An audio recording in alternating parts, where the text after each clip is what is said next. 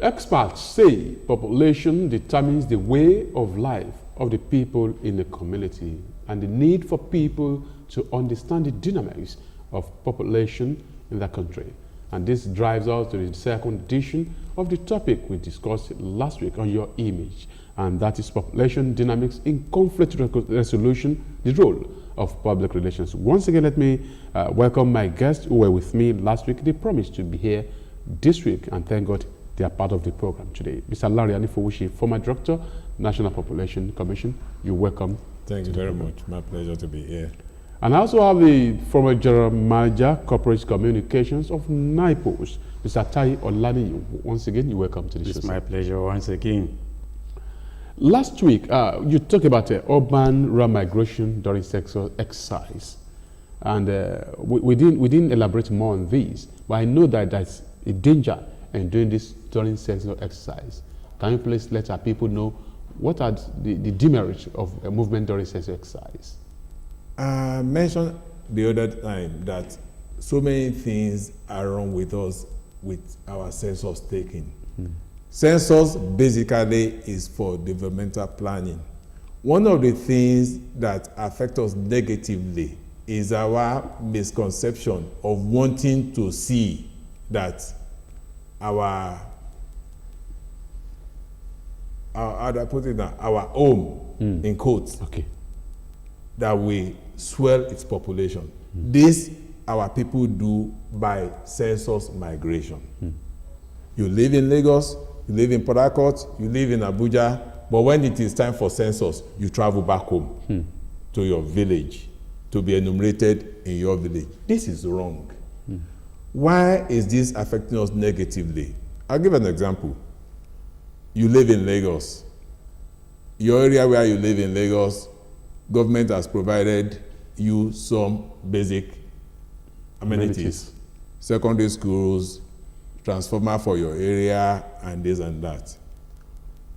But when you travel back home during census to swell the population of your village, when the results come out, government will look at these figures to see what should be provided in these different towns and villages.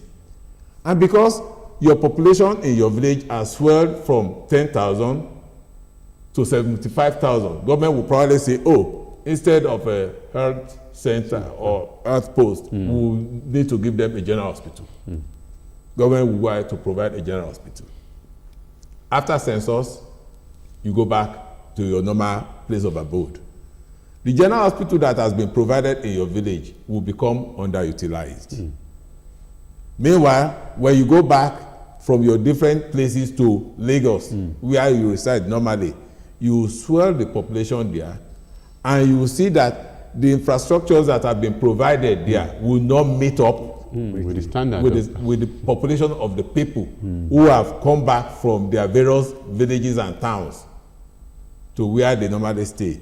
So these are part of the ways that census migration affects us negatively.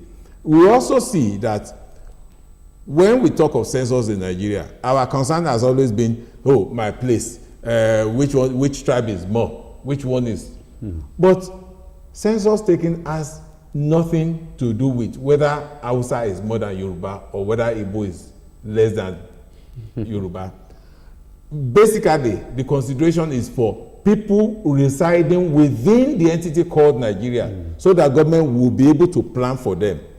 When the power agency provides power, or the railway services provide services, they do not think of only Nigerians utilizing these services. It is for people residing in Nigeria, whether they are foreign nationals, whether they are nationals of Nigeria, or what have you. And that is why basically concern should be for developmental planning and not the politics that we play with census taking in Nigeria. All right. Let me start from where he ended. He talked about manipulation.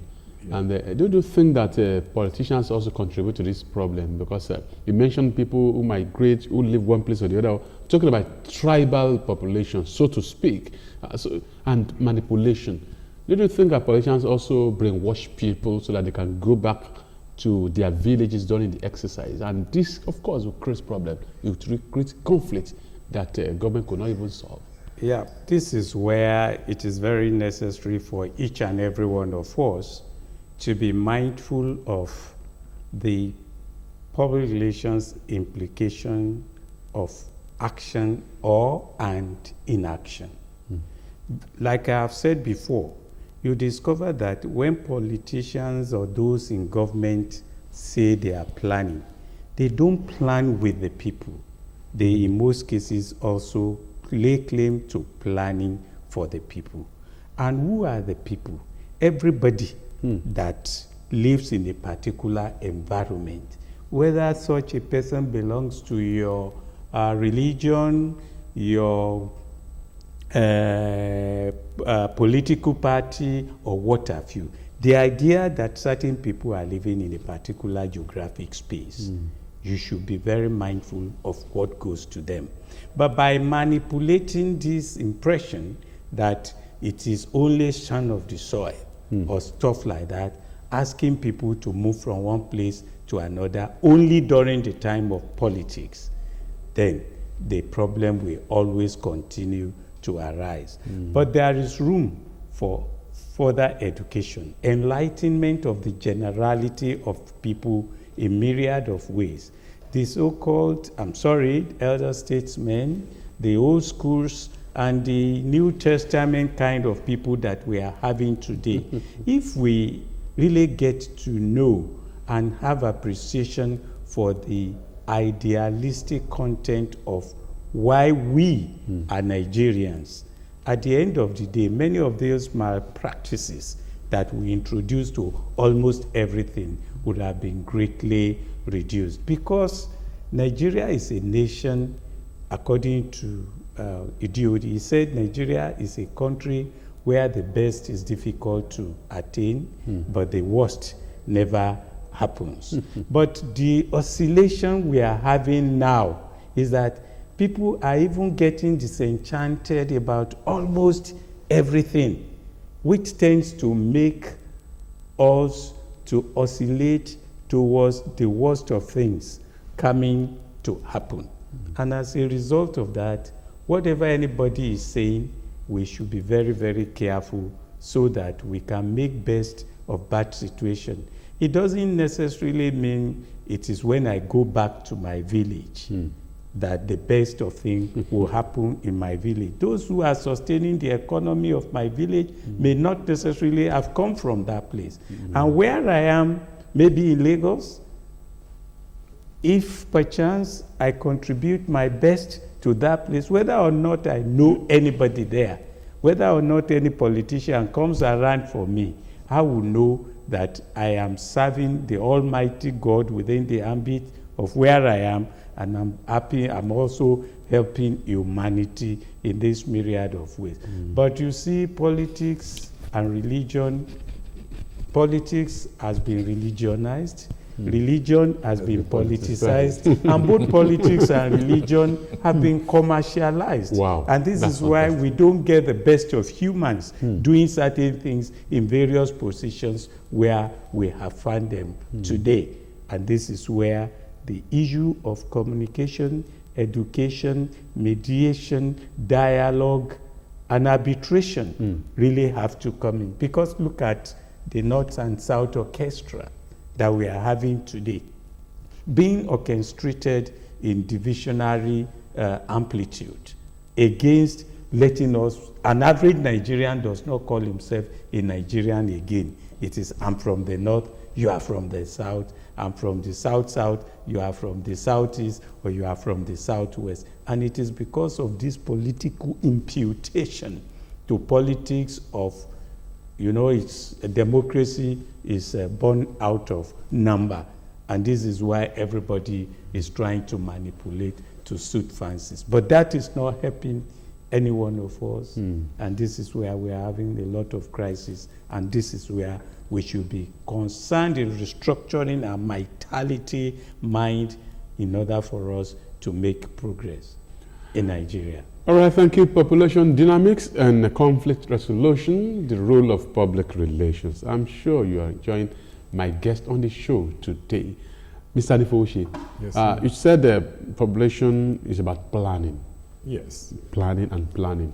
And the world population, I mean, Nigeria population is about 2.64% of the world population.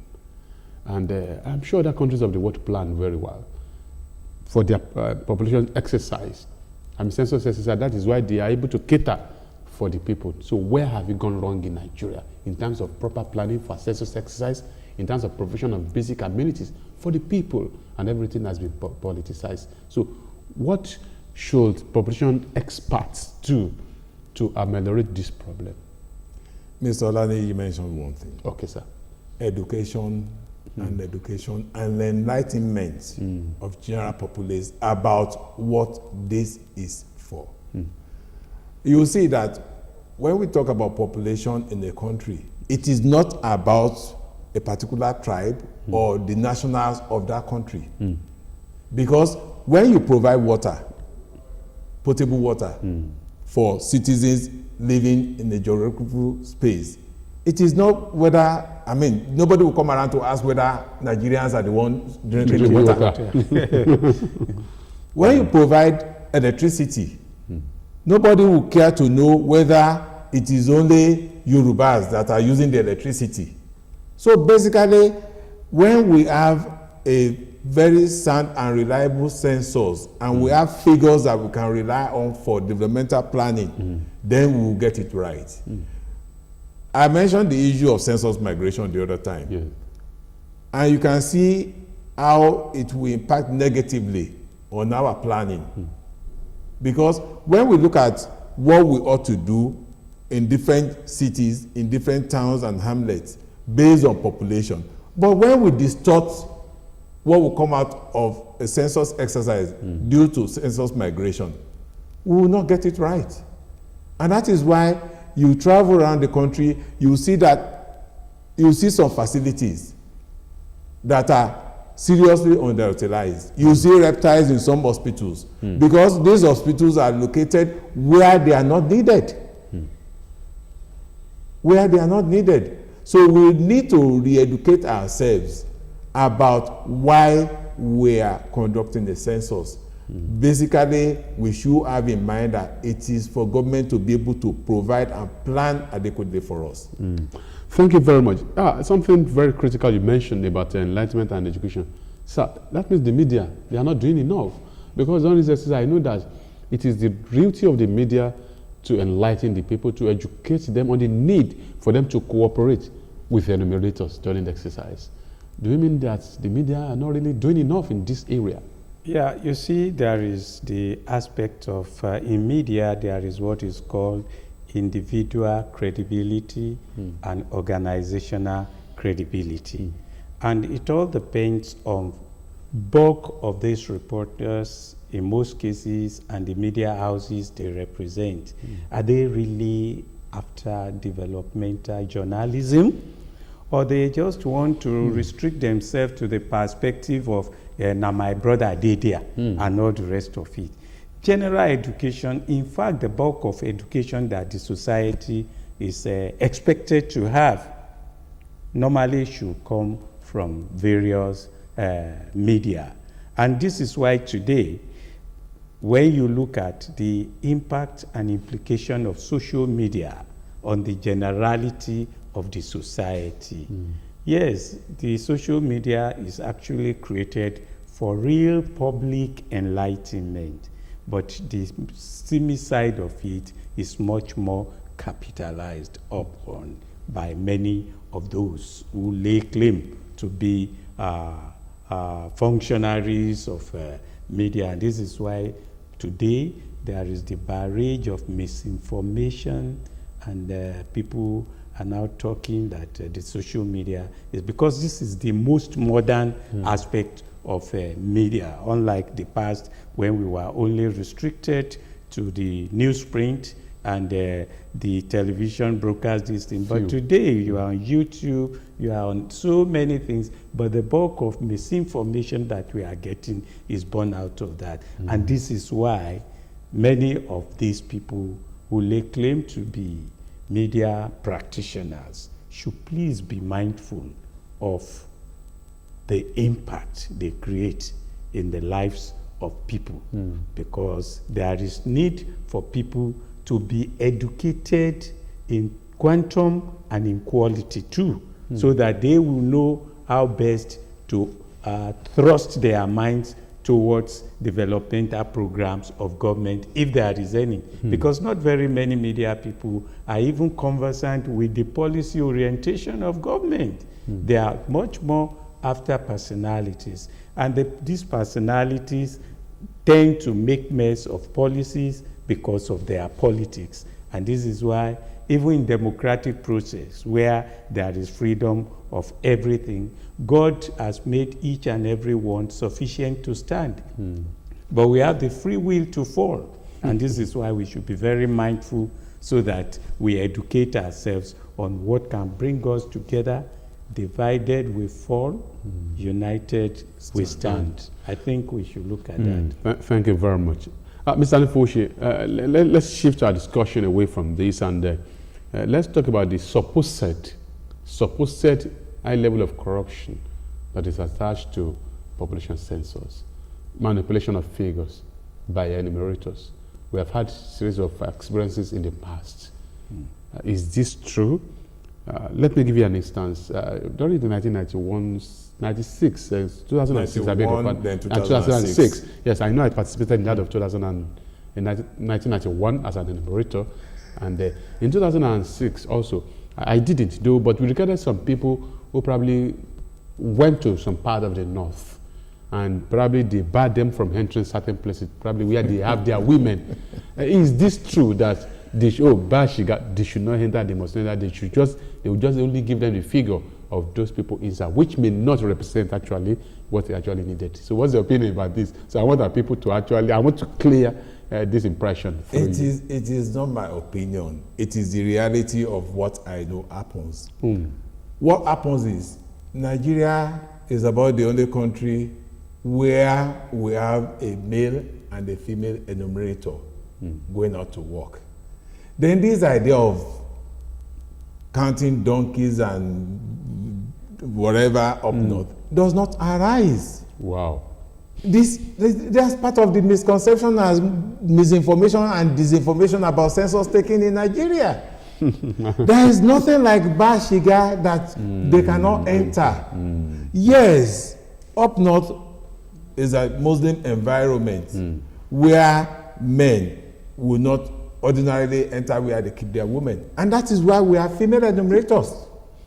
That is why we have female enumerators. Well, that's why you pair them. Yeah, that is why you pair them, a male and a female, to work in an enumeration area, such that when they get to where the male cannot access, the female goes in. But beyond that also, when it is time for enumeration, it is not as if the female goes into the wife's bedroom. Okay. Most times, when this pair of enumerators get into a household, they meet with the head of the household, tell him their mission, probably enumerate him and the males in the household. Most times, the man will call out his wives. Okay. He will call out his wives. Everybody will be outside there when the female enumerator will enumerate this woman. I'll give you one. This idea of they count donkeys, they just give figures, does not arise. It does not. I have given reasons, I have given examples. Basically, because of Western education down south, as against Arabic education up north, and this mentality of God will take care of children when they come, that our compatriots up north have, as against those of us down south that will have families that we can cater for based on our resources. That's the difference. Now, when you see this, I just cited an example of you and I don't know how many kids you have, but I have just 3 and I have 1 wife. And I know that socially, my compatriots up north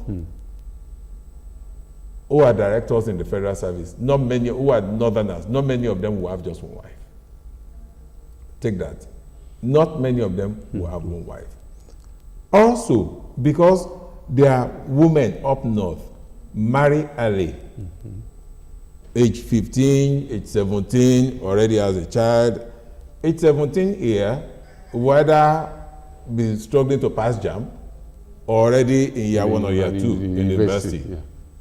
But up north, if she's not in school, she's probably married with a child. If a lady down south is not married, she's probably learning a vocation.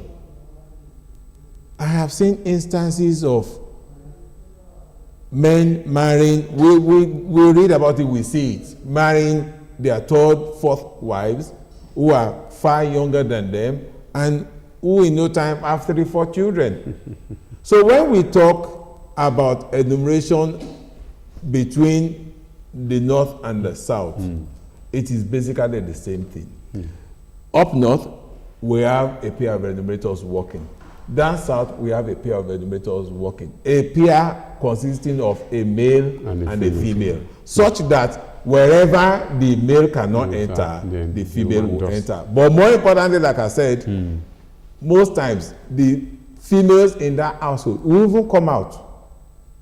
So it's not done behind the curtains. It's not done behind the curtains, and it's not done behind the head of the household. Okay. Let me now say this, because this is what we have been hearing. He said it's a misconception. Do you think our populations practitioners do enough research on this? Because they will tell us when they get to the north, they count donkeys, they count cows, they count these, sheep, and the rest of them.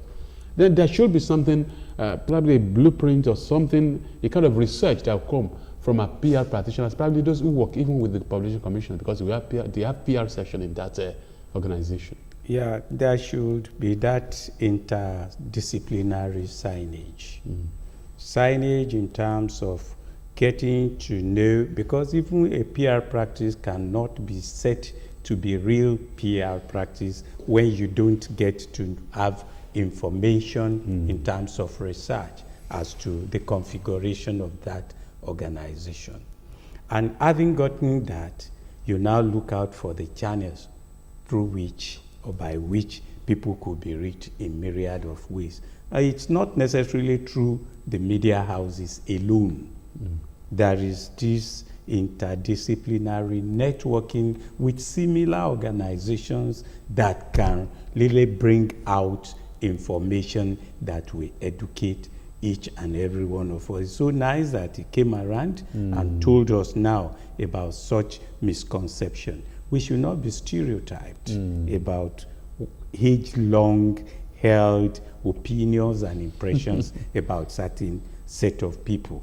And by the time we get, for example, those of us who had worked with the federal government, we mixed with and mingled with a lot of people from different socio-cultural background. And it has made us to know better that there is unity in diversity. And that we should capitalize on, no matter what we think, either in population, either in economic development, either in religion, either in even marriage. By the time we start thinking along that direction, we will be able to appreciate the fatherhood of God and brotherhood of man, and we will be able to lessen all the conflicts and clashes of interest that we are being made to suffer today, which has culminated in insecurities in myriad of ways. But much more education, much more communication, much more association and networking in myriad of ways. Thank you very much. Mr. Anifuoshe, your final take on this edition before we round up finally. I will say Nigerians should keep in mind that population issues and census taking is for government to be able to plan for us.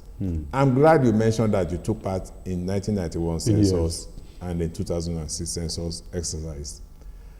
I don't know what role you played, but you will know one of the reasons and one of the ways by which the National Population Commission goes about its activity to make sure that whatever it comes up with is acceptable to the generality of the people is to swap functionaries. Okay. We swap functionaries. Supervisors come from the south, they go up north to work. People from the north come down south to work. Before my retirement, I was in charge of the demarcation exercise in the south-south. I'm from the southwest, from Abeokuta, but I coordinated the demarcation exercise in the south-south, covering the 6 states from Edo to Cross River. So for me, let us keep in mind that census taking population issues are basically for developmental planning. All right, census and population issue are meant for developmental planning, and suffice to say that we should at all times cooperate with government so that we can have a better country called Nigeria. This is where we do the courtesy of this week's edition of Your Image. Thank you so much, Mr. Lanre Anifowose, former Director, National Population Commission. My pleasure. Thank you very much. And the former General Manager, Corporate Communication, NIPOS, Mr. Tai Olani, thank you so much for being part of this brilliant discussion. The honor is mine. And we meet next week, God willing, on Your Image. I will always say, I have no other country but Nigeria is my country. So God bless my country. God bless Nigeria. See you next week.